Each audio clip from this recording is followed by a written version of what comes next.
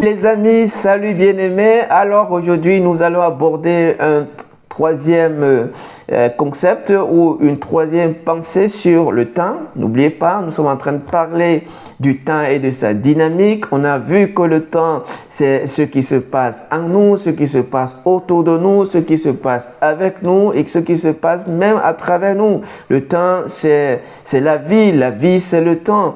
On apprécie la vie grâce au temps et on ne vit que dans le temps sur la terre. Et donc ici, la troisième pensée que nous voulons apporter et partager avec vous ce jour, c'est que Dieu est l'auteur, le temps révèle qui est l'auteur ultime de la vie sur terre.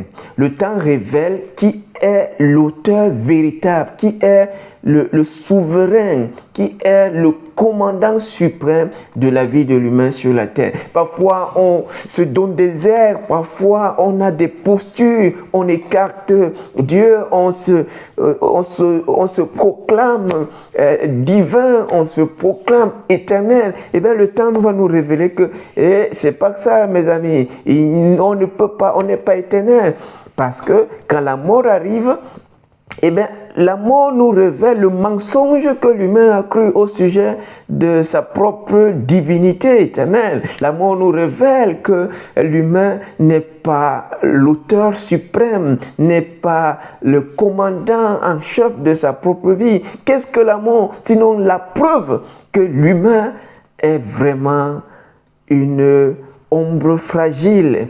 Qu'est-ce que la mort? Sinon la preuve que l'humain n'est pas celui qui gouverne ultimement sa vie. Parce que, avouons-le, ces rois qui ont existé et qui ont voulu se perpétuer et même rester éternellement sur la terre, n'ont pas pu, le temps les a vite rattrapés, le temps leur a dit « Eh mes amis, ce n'est pas vous qui êtes maître de votre propre vie, il y a un maître qui gouverne sur toutes choses. Il y a un souverain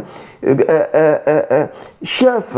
Eh bien, ce souverain chef, c'est Dieu. Dieu est celui qui gouverne sur toute vie, qui règne sur toute chair et qui est le commandant suprême de toute vie humaine. Et c'est le temps qui nous révèle donc cette réalité implacable. On peut dire tout ce qu'on veut, on peut nier l'existence de Dieu, mais le temps nous rattrape vite sur ce mensonge grossier auquel on aura cru toute notre vie. À la mort, on reconnaît, comme Oscar Wilde, que oui, il y a véritablement un Dieu qui règne et donc auquel je dois me soumettre. Et c'est alors que la vie commence à prendre un sens. Le temps nous révèle que Dieu règne souverainement sur toute chair.